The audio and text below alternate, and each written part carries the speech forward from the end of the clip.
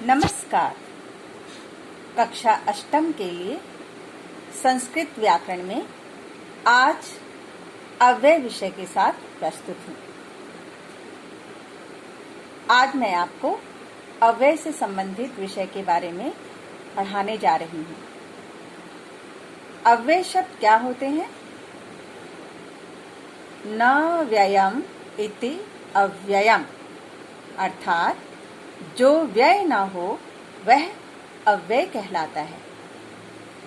इस श्लोक के माध्यम से अव्यय की परिभाषा को स्पष्ट करती हूँ। सुनिए। सदृशम त्रिषु लिंगेषु सर्वासु च विभक्तिषु वचनेषु च सर्वेषु यत न वेति तत अव्ययम्,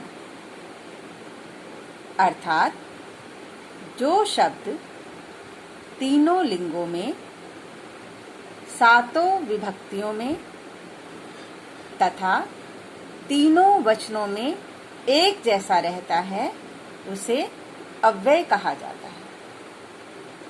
यानी वचन, लिंग और विभक्तियों से भी जो शब्द प्रभावित नहीं होता है, उसमें कोई भी परिवर्तन नहीं होता, ऐसे सभी शब्द क्या कहलाते हैं? अव्यय कहलाते हैं। अव्यय शब्दों को जानने के लिए कुछ नियम मैंने यहाँ पर लिखे हैं। उन नियमों को पढ़ेंगे आप, तब अव्यय शब्दों को संस्कृत में आसानी से समझ सकेंगे। पहला नियम है क्वता प्रत्यय। संस्कृत के जो कत्वा प्रत्यय हैं, उन प्रत्ययों से जितने भी शब्द बनते हैं वे सभी शब्द अव्यय कहलाते हैं। जैसे पठित्वा, गत्वा, चलित्वा इत्यादि, ये सभी शब्द क्या कहलाएंगे? प्रत्यय। इन शब्दों में हमारा त्वा ही शब्द शेष रहता है। जिन शब्दों के अंत में त्वा लगा होता है वहाँ क्वता प्रत्यय होता है। ये आपको क्वता प्रत्यय को पहचानने का नियम है। कैसे पहचानेंगे क्वता शब्दों को? जिनके पीछे त्वा लगा हो। यहाँ पे क का लोप हो जाएगा, धातु के साथ त्वा जोड़ देंगे। ठीक है, तो ये सभी क्वता प्रत्यय से बनने वाले शब्द किसके अंतर्गत आएंगे? अव्यय के। इसी दूसरा हमारा नियम है तुमुम प्रत्यय के साथ। संस्कृत में तुमुम प्रत्यय के अंतर्गत जितने भी शब्द बनते हैं वे सभी शब्द अव्यय कहलाते हैं।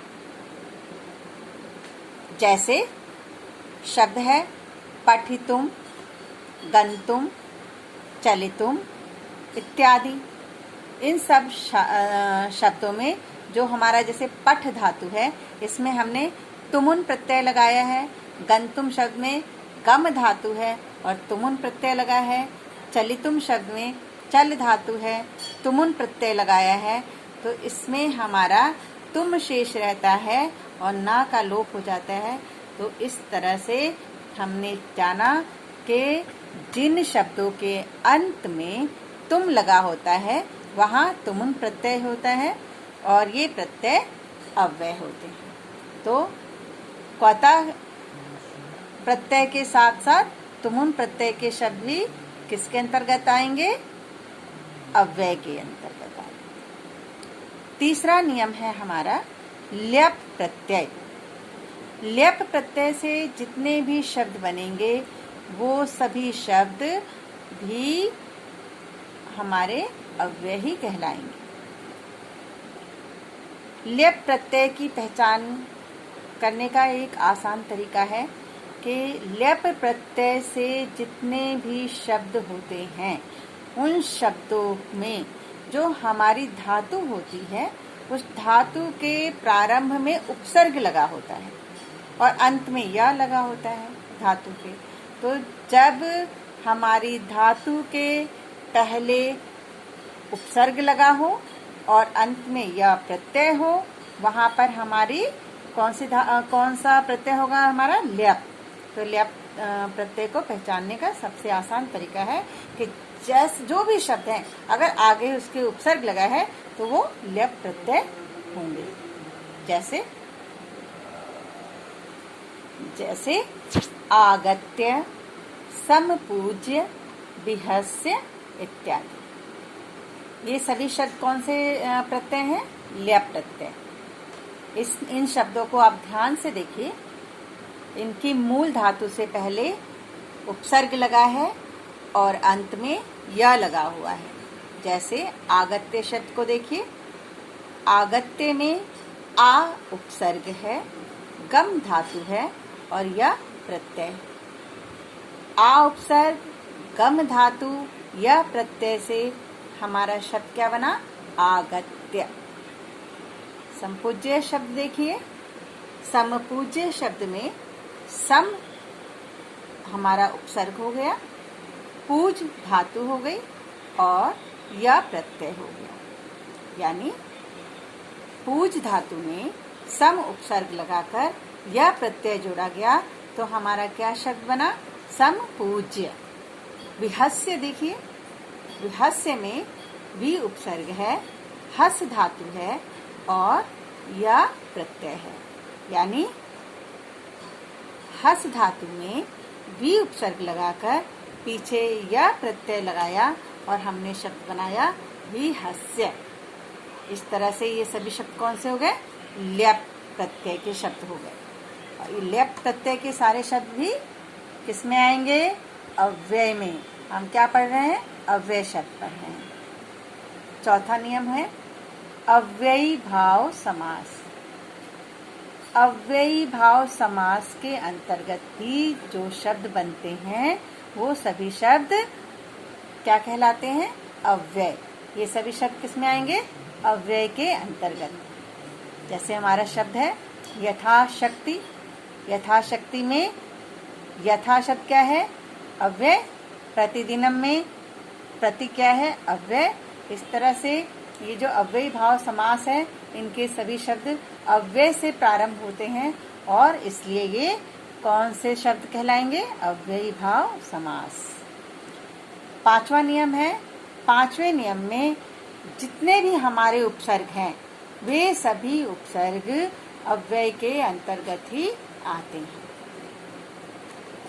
अब हमने इन पांचों नियमों को जाना और इनको पहचाना।